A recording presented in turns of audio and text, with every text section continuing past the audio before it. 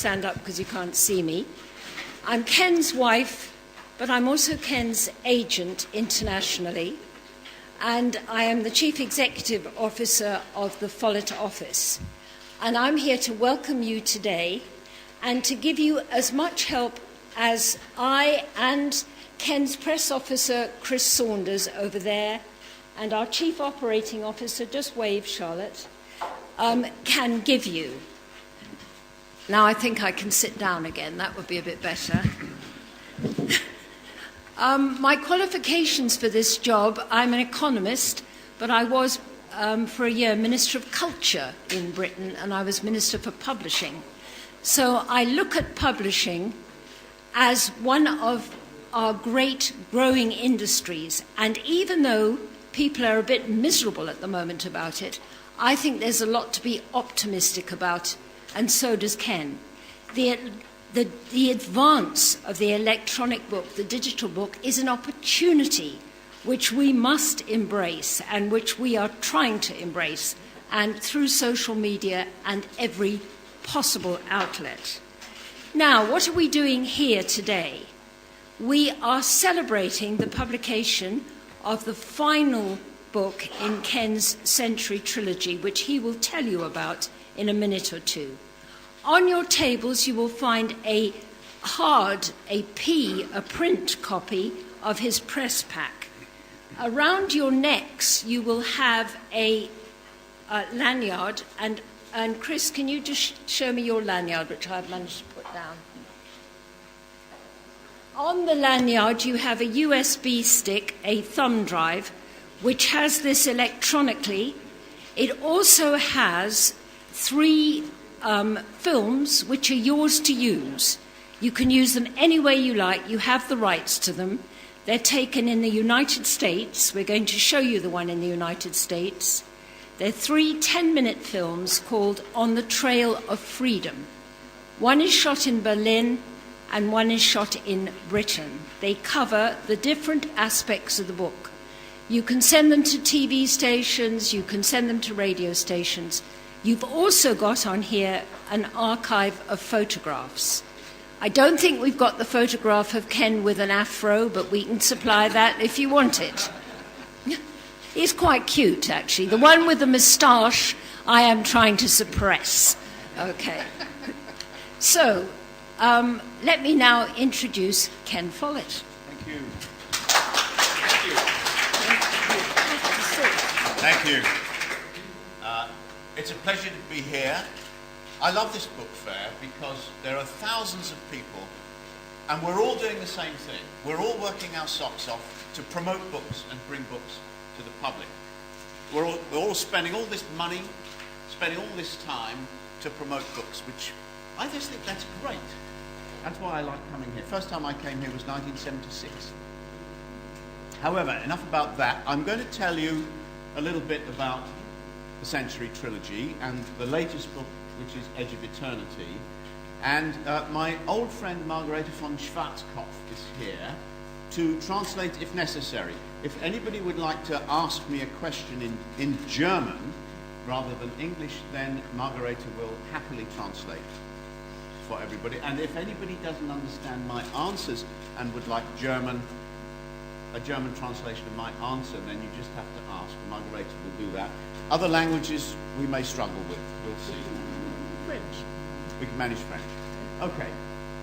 I'll tell you a little bit about why I wrote the Century Trilogy. I was asking myself, what is the most dramatic time in the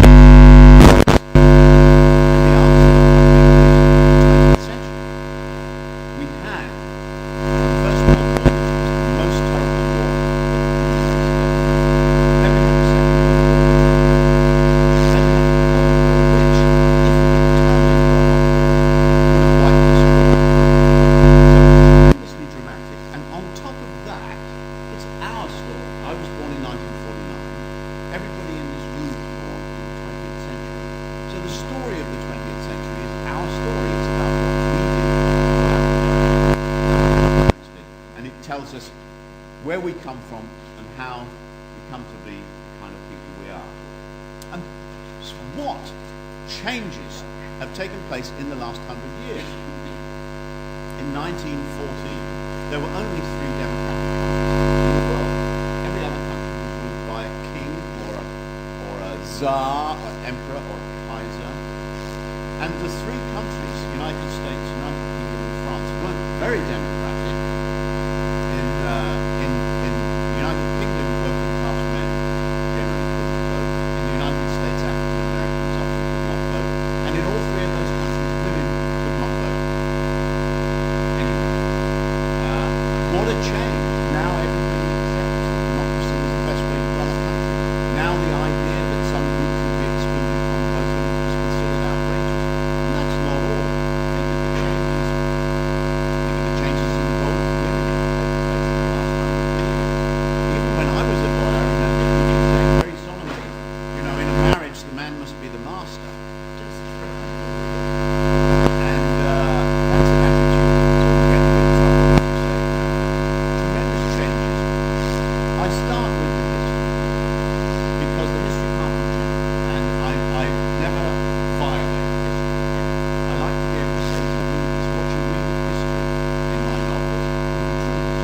Will be accurate. And I go to a lot of trouble with experts checking my work to make sure that it is accurate. I start with history because my readers don't want to read history.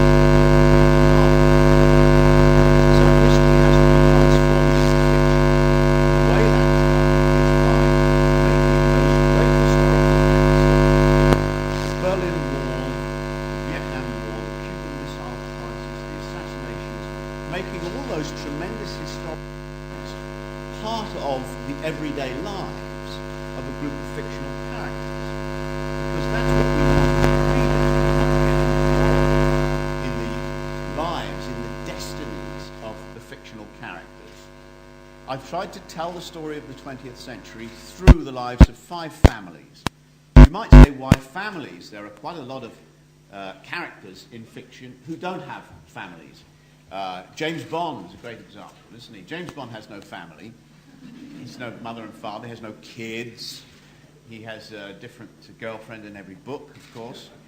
And he is probably the most enduring fictional character of the 20th century. But for me, it's better if a character is part of a family. And I'll tell you why.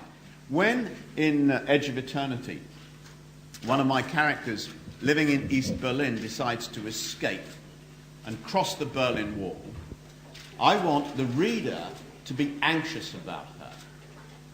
Now, it was very dangerous. Tragically, many people were killed escaping across the Berlin Wall. More than 200 people were killed escaping across the Berlin Wall. So we know that she's in terrible danger when she does this. But also, she's surrounded by people who are worried about her.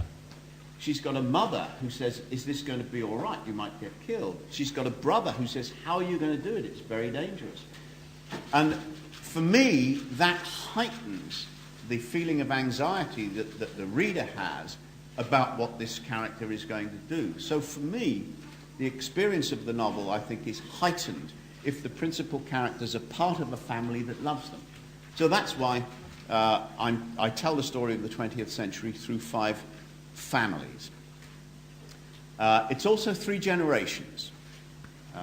Fall of Giants, the first generation. Winter of the World has as its principal characters the children of the characters in Fall of Giants. And Edge of Eternity features the grandchildren. And I've done that because one of the most important things in our lives is how our kids turn out.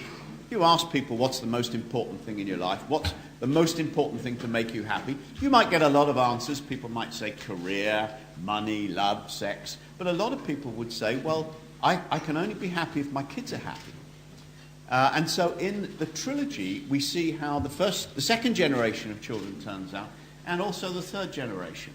And I very much enjoyed that aspect of writing the trilogy, and I'm hoping that readers are enjoying it as well.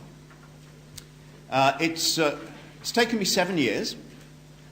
It's about 1 million words. The 3 books add up to about 1 million words. And I was very anxious about it when I began. I announced that I was going to write this trilogy But I was a little worried because nobody had done this before. Nobody's ever tried to tell the story of a whole century in the form of 3 novels.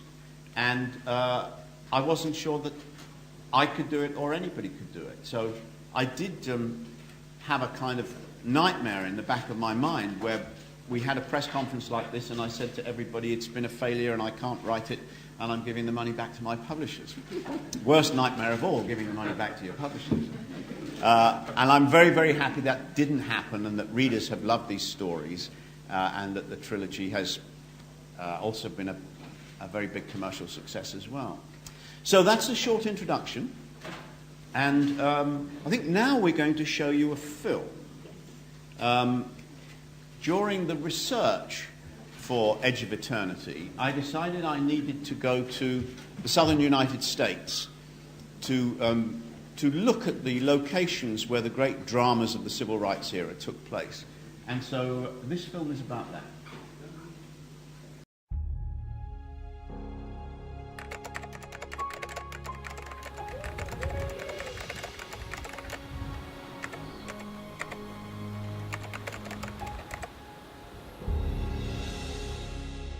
Edge of Eternity is the 3rd book in my trilogy about the 20th century, and it opens in 1961 with the building of the Berlin Wall.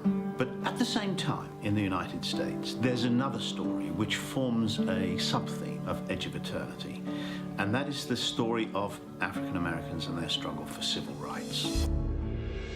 In 1961, began what's called the Freedom Ride, and 2 of the principal characters in Edge of Eternity are part of a group of civil rights protesters who boarded a bus in Washington, D.C.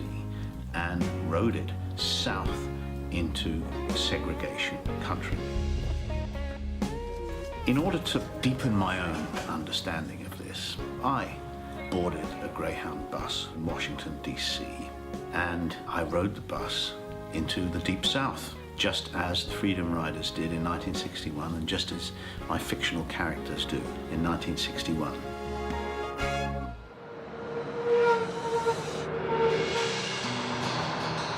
On this bus ride, I took the opportunity to visit historic places in Atlanta, Georgia. I went to the building which was Martin Luther King's headquarters throughout the Civil Rights campaign. I went to the famous church, the Ebenezer Baptist Church, where there is now a huge civil rights area with a wonderful museum and the tomb of Martin Luther King and his wife, Coretta Scott King.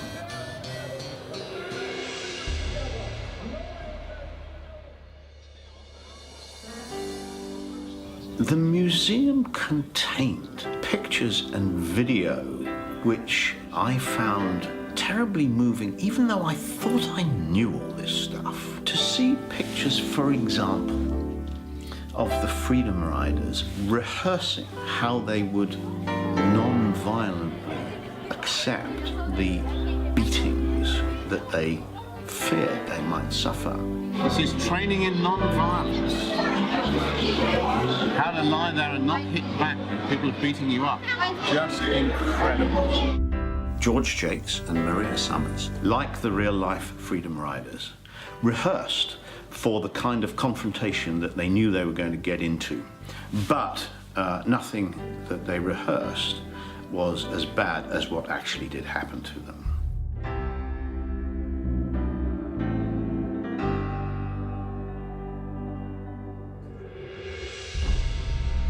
In Chapter 4 of Edge of Eternity, the Freedom Ride bus pulls out of Atlanta on Sunday morning, Mother's Day, and drives across the state line into Alabama. And they're on the bus in Anniston, which is where we are now, in the bus station, when the bus is attacked by a screaming mob of white racists. The bus drove into the bus station, and from apparently nowhere, a mob appeared, armed with baseball bats, chains, and tire irons, in a pattern that would recur in the South. After about 15 minutes of this, the police, who had been watching the whole thing, moved in and said, "Okay, boys, you've had your fun, that's enough."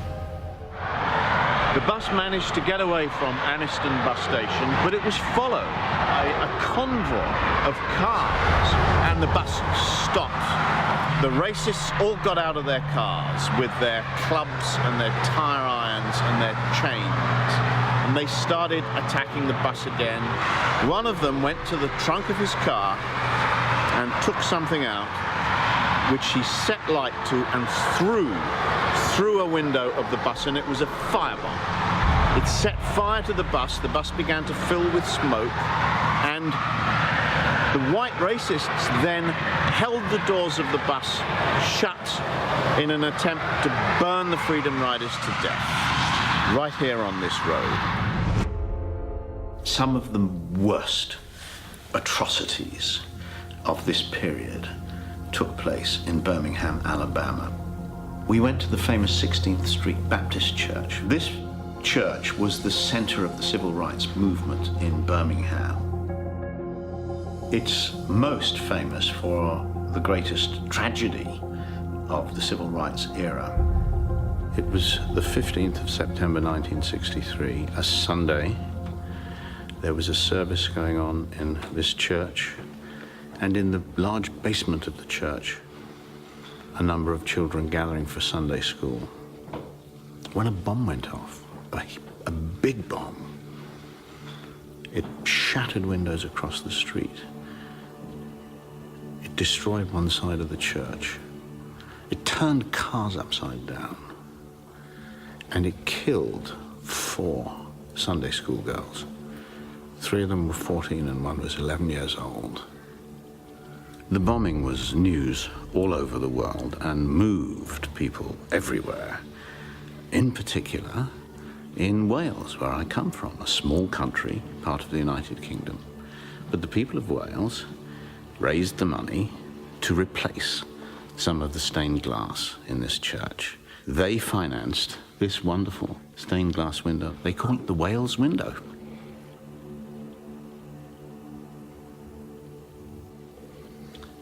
At the funeral service, Martin Luther King gave the eulogy and said, "We must not stop loving our white brothers."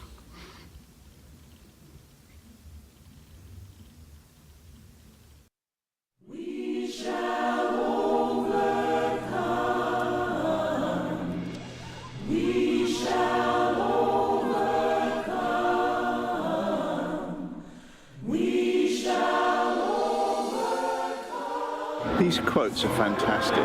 He takes some issue and he rises above the conflict and he strikes the moral note.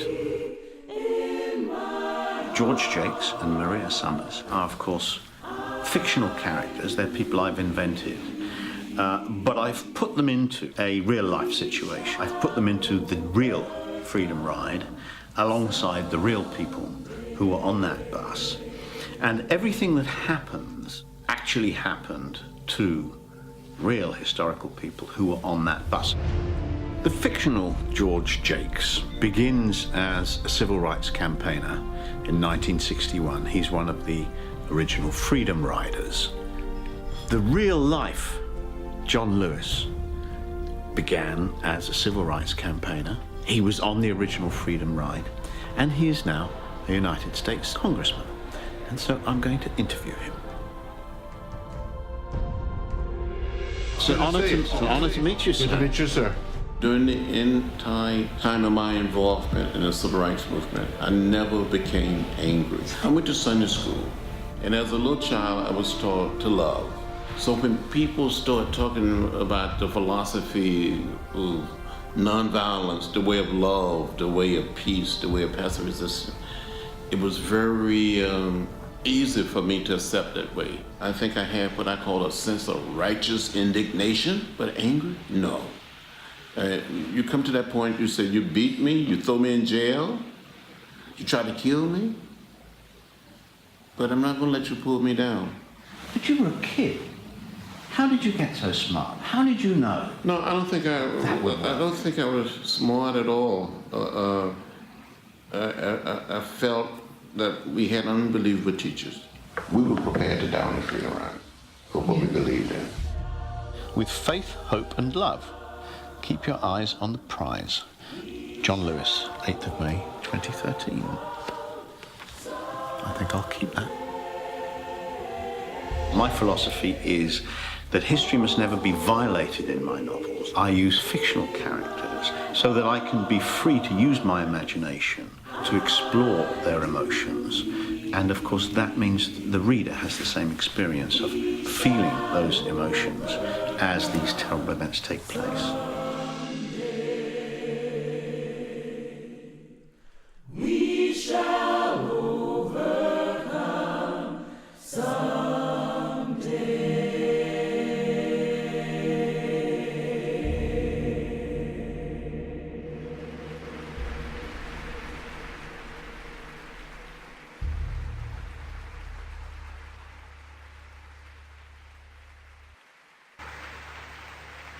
Okay, if we can have the lights back.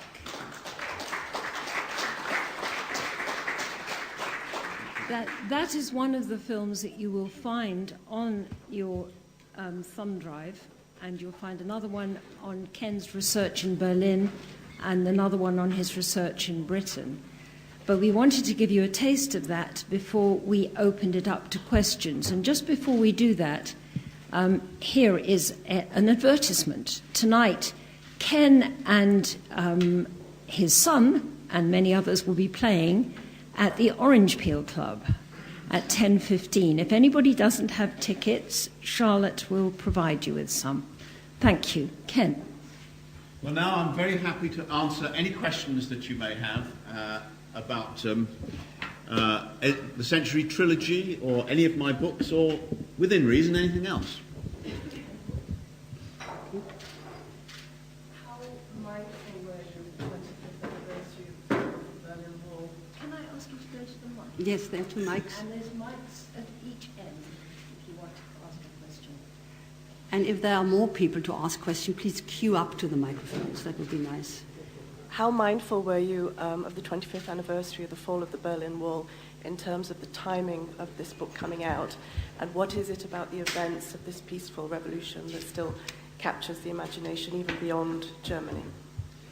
I wasn't mindful at all, I'm afraid, of the 25th anniversary. I didn't realise, or it didn't strike me until about a year ago when I was discussing the promotion of the book with my German publishers, Lübbe Verlag, and they said, did you know there's going to be a really, really big party in Berlin on the 9th of November next year? So that was a happy coincidence. But I think the significance of the fall of the wall, I mean, you used the phrase a peaceful revolution, and that's true. But of course, the wall was the symbol of the divided world. And it's obviously the central symbol of Edge of Eternity, because Edge of Eternity is about the Cold War. And the wall, of course, was a personal tragedy for many German families, but it was also an international symbol of a divided world and of the fact that the two warring camps, the United States and the Soviet Union and their allies, were head-to-head, and that on any day war might break out and we might all be wiped out. So although I quite agree with you that the wall finally fell in a peaceful revolution, it was in its way a very violent symbol. Yes, please. Could you go to the microphone, please, if that's possible?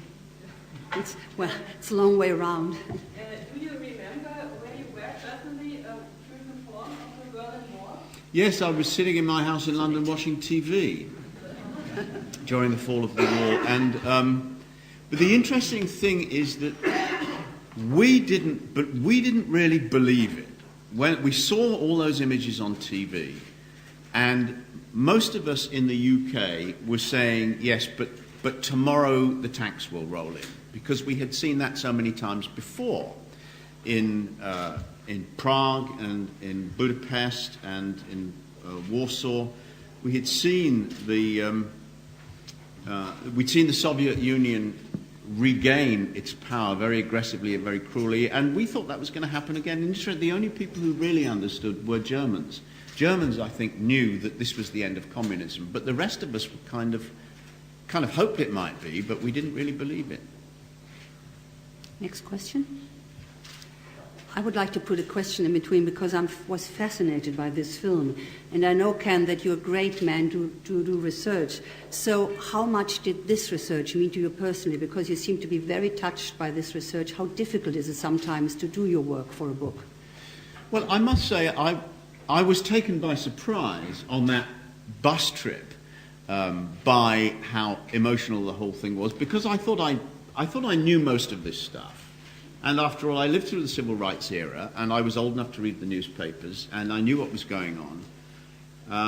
But actually to go to those places and to stand in those locations where in the 60s people were beaten and thrown in jail and murdered sometimes, people who were scorned and jeered at, those people are now heroes, like John Lewis. There are statues of all these people on the streets of cities in the South where those people were beaten. There are now statues of them, and the sort of, and I suppose what made me feel it so deeply was actually the optimism of the whole experience, the fact that that battle was fought and won. The good guys won. It's kind of, I think that's what sort of brought tears to my eyes. All that cruelty, all that violence, but in the end the good guys won. So yes, it was a surprisingly moving trip. I might also say that I don't often spend 3 days on a bus nowadays. Next question, please. And please, if you could use the microphones. Well, yes.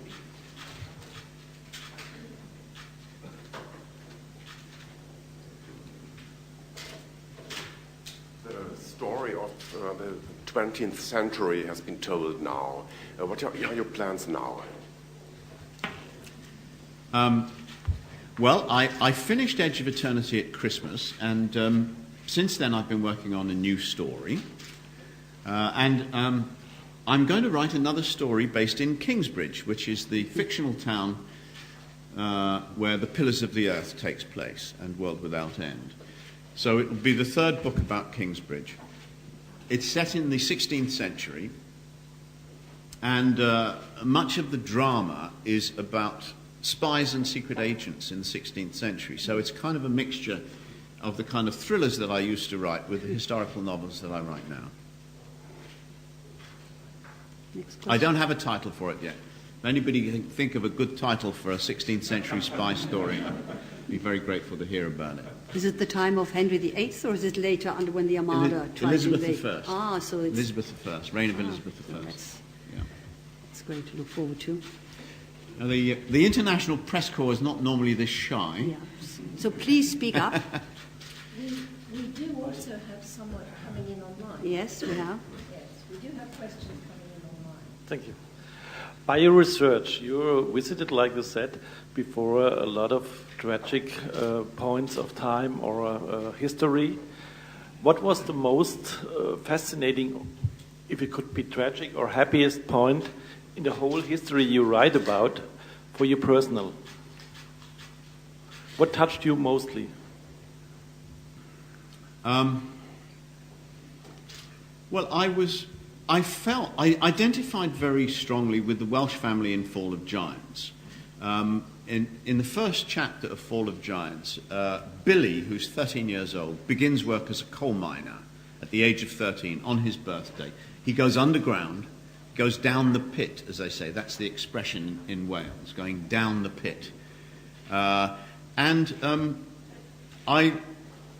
I felt that very strongly for two reasons. One, because I can remember what I was like at the age of 13, and I can imagine how frightened I would have been at that age to go down a coal mine and be expected to to work in with a group of men, strong men, quite not kind men. First of all, I can imagine what a terrifying experience that must have been for a 13-year-old boy. And secondly, my grandfather did it. My grandfather, Arthur Evans, at the age of 13, started work as a coal miner. He lived in Mountain Ash, which is the real-life Welsh town that is the basis for Aberowen in Fall of Giants. Although there are 50 identical towns in the South Wales coalfield. And that story, I was told as a boy, your grandfather went down the pit at the age of 13. He didn't talk about it much, in the way that I have found that people who have been through harrowing experiences are often reluctant to talk about it when they're older. So my grandfather never talked about it much, but the story was told again and again in my family. So I identified, but probably when I thought of writing that chapter, that was probably when I really decided to write Fall of Giants. That's when I really decided the book could be done. We have a question here. With our microphone, better for all of us. We can move it to you. He'll bring it. There he has it. Oh, so It's coming. we need a third one here. Why did you plan a trilogy and not an open end? I think last year's, for example, September 11th, are so full of story or historic stuff, or even nowadays about the Islamic movement also. Why did you terminate yourself to make a trilogy with a special determined end? Why did you give yourself the chance to extend to a quadrilogy, for example? Well, there's something about a trilogy that satisfies my artistic need for neatness. I don't really like open-ended artistic projects. However, of course, I'm not actually banned from writing another book in the series. I used to be very friendly with Douglas Adams, the late Douglas Adams, who wrote The Hitchhiker's Guide to the Galaxy. And the fifth Hitchhiker book was described by Douglas as the fifth book in the increasingly inaccurately named Hitchhiker trilogy. And so, of course, I could. But the other problem, actually, I'm often asked, what about more recent events, particularly in the Middle East? And the problem, from a literary point of view, is that I don't know what the resolution is. And in a novel, there has to be a resolution. In real life, of course, there isn't always a resolution. And that's why we prefer literature to real life. So it's very difficult to think of a novel about things like 9/11 and Al-Qaeda and the Middle East. It's difficult to think of a novel because you can't think of the ending. Okay, we have this lady now. Ich bin von der Buchcommunity lovelybooks.de und unsere Nutzer haben ein paar Fragen. Ich stelle die jetzt auf Deutsch, weil sie auch auf Deutsch gestellt wurden bei uns im Internet. Und zwar erstmal konkret zur Jahrhundertrilogie. Gibt es da Pläne, die zu verfilmen? Und würden Sie da vielleicht auch wieder eine kleine Rolle übernehmen in dem Film? The question is if there are any plans to turn this book or these books into a film, and if Ken would take another small part in it. The answer is yes. While I was writing the trilogy, I was approached several times by television producers, but I said I wouldn't negotiate for the rights until I'd finished. So I finished Edge of Eternity at Christmas, and my Hollywood agent immediately began those negotiations. We had 6 television producers interested, which was very nice, very flattering. We eventually made a deal with Sony, and Sony have since partnered with ABC, the American television network. So Sony and ABC are developing the trilogy as a television series. The producer is Mike DeLuca, who produced a movie called Captain Phillips quite recently, and before that a movie called The Social Network, which is about Facebook. I'm very happy. He's a very distinguished producer. I'm very happy that he wants to make this as a television show. And what's happening right now is that the script is being written by a Hollywood scriptwriter called Anne Peacock.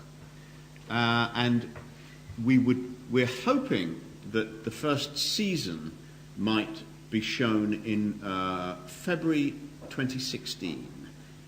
That's a rather optimistic schedule, but that's what they're saying.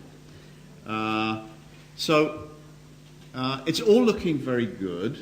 Margarete is going to have to translate all of that in a minute. But will you play a small part in it? Will I play a part? Well, Welsh minor or whatever. Well, you know, I haven't asked them yet, because at this stage of development is not the time for me to start pushing myself forward as an actor. What a pity. But later, if I get a chance, of course I would love to be in it. I was in The Pillars of the Earth. It was a most interesting experience. I was on screen for 15 seconds. It took all day to film those 15. And that, by the way, wasn't because I was a bad actor. No. It was that's normal. 15 seconds of television takes all day to film. So it was a most interesting experience, and I was privileged to work with real actors who were really good. The scene was shot in Budapest, and it was about a family sitting around a table for lunch in France, and the family was distinguished by the fact that most of them had red hair. So the room was full of Hungarian extras with red hair, none of whom had ever met any of the others before, none of whom spoke English. So it was kind of a fun experience. Margarete, you have to translate all that. Ich glaube, die meisten haben es verstanden. Filmpläne, Fernsehpläne sind, und wir hoffen alle sehr, dass Ken vielleicht diesmal die Hauptrolle spielt. Nein, Quatsch, dass er wieder eine kleine Rolle spielt. Auf jeden Fall hat es ihm sehr viel Spaß gemacht, die Rolle, die er schon gespielt hat. Und wir werden mal sehen, 2016 soll die Serie angeblich starten. Der erste Teil, wir wissen alle, das sind immer hohe Pläne, aber vielleicht haben wir Glück und 2016 kommt der erste Teil der Verfilmung. Wir haben, glaube ich, noch eine Frage von Ihnen. Genau, wir haben noch eine Frage zu den Genres, in denen Herr Follett schreibt. Können Sie sich vorstellen, auch mal in einem ganz anderen Genre mal ein Buch zu schreiben, also nicht im historischen, auch nicht im Thriller-Genre, sondern mal in eine ganz andere Richtung zu gehen vielleicht? The question is if Ken could imagine to write in a completely different genre, not a thriller, not a historical novel, but a love story. But it's always love in your books. But could you imagine to write something completely different? No, I don't think I'm going to write something completely different. I reinvented myself once when I wrote The Pillars of the Earth. Yeah. After 10 years of writing thrillers, I wrote a long historical novel, which many people said was a really stupid thing to do because people expected something different from me. But actually it was very successful. Pillars of the Earth is still my most successful book. But I'm not planning to reinvent myself again. I mean, it was very difficult to write The Pillars of the Earth because it was a different genre. And I was able to do it because I was driven by my fascination with those great churches, with the great cathedrals of medieval Europe. I can't imagine anything else that would keep me going if I had to learn another new genre. People sometimes say to me, why don't you write a play? Because people know that I love the theatre so much. The reason I don't write a play is I'm sure it would take me 5 years to figure out how to write a good play. If I could do it at all, of course, which is no guarantee. And I just, at this point in my life, don't want to spend 5 years learning a new skill. Also, wie gesagt, die Frage war ja, ob er sich in einem ganz anderen Genre wiederfinden würde. Nein, denn immerhin ist damals mit Säulen der Erde, hat er sich ja neu erfunden. Nach sehr vielen, sehr erfolgreichen Thrillern hat er dann diesen großen historischen Roman geschrieben und schreibt nun historische Romane und Thriller oder gemischt, wie wir ja hören bei dem nächsten geplanten Buch von Kingsbury. Aber sozusagen auch ein Theaterstück zu schreiben, was ihm öfters vorgeschlagen wurde, das würde für ihn 5 Jahre kosten und diese Jahre will er lieber mit was anderem füllen. Also können Sie die Antwort geben, nein, es bleibt bei diesen Genres. Und eine letzte Frage noch. Eine letzte Frage habe ich noch. Was lesen Sie denn selbst gerne? Lesen Sie auch gerne historische Romane und Thriller oder vielleicht dann privat doch was anderes? Was ist denn so Ihr Lieblingsbuch? beispielsweise. The question is, what does Ken Follett read? What is his favorite author or his favorite book? Right now I'm reading a novel by a Spanish author whose name is Grandes, Almudena Grandes, and it's a novel about a big family, which I like, and it also takes place in the present, but the family has a history during the Spanish Civil War which influences the present. I'm enjoying it enormously. It's a very good novel, very successful, called The Frozen Heart in English. I don't know what it's called in Spanish. Generally, that's the kind of book I like. I like long novels. I like novels about families. I read a lot of 19th century fiction. I enjoy the classic French and English writers of the 19th century, Balzac, Zola, Flaubert, and Dickens, and George Eliot, and Jane Austen. These are the authors I like. Of course, this is the tradition that I write in. There's nothing 20th century about my books. They're not modern. They are very much the typical 19th century novel with characters and a plot and a resolution. And happily for me, that is also the kind of novel that most readers like, and that's the kind of novel that always gets into the bestseller list. So I'm a traditionalist, but so are the readers.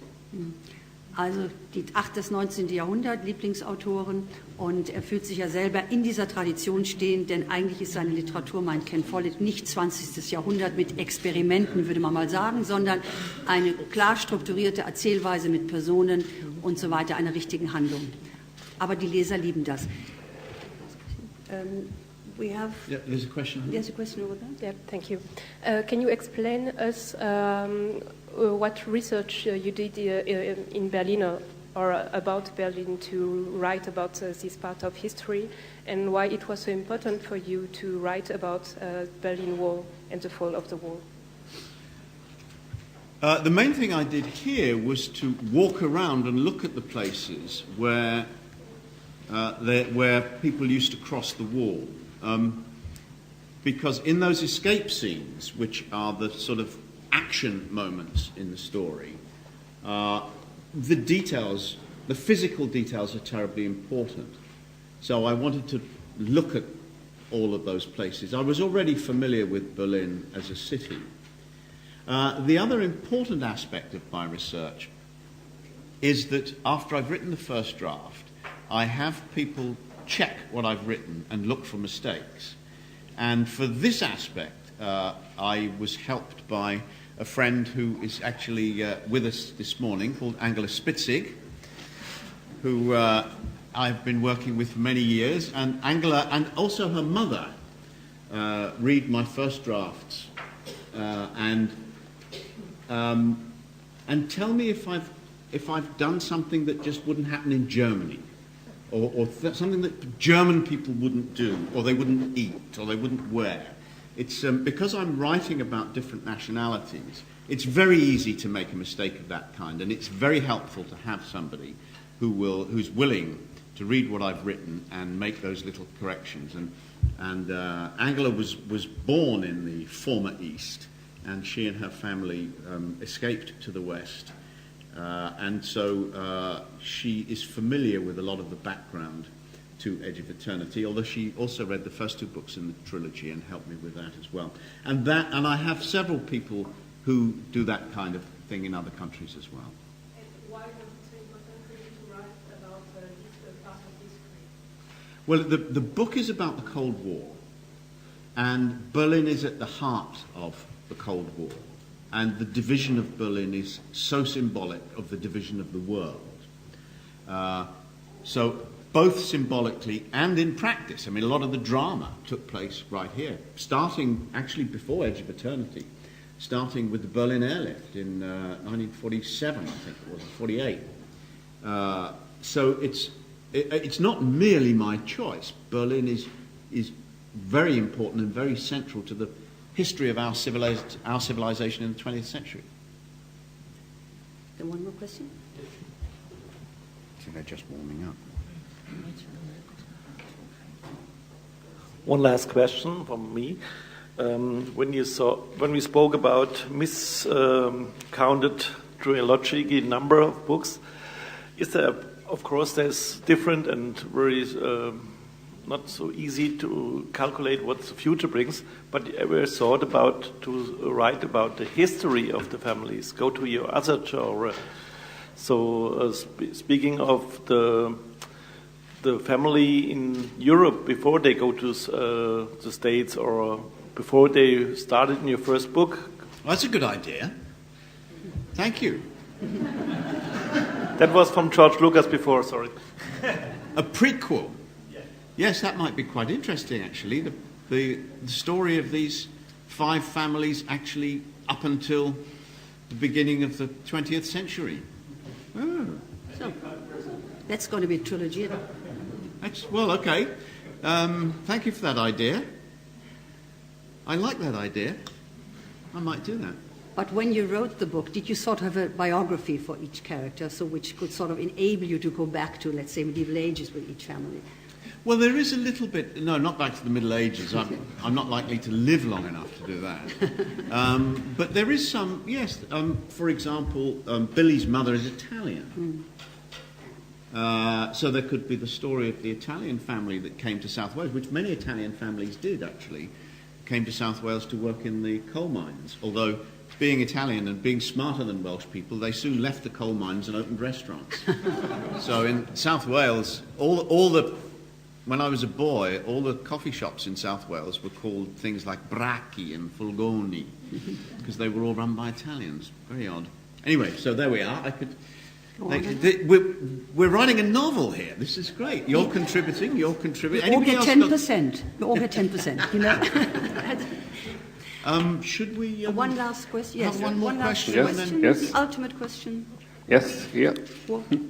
Yes. Wir sehen Sie nicht hinter der Kamera. Okay.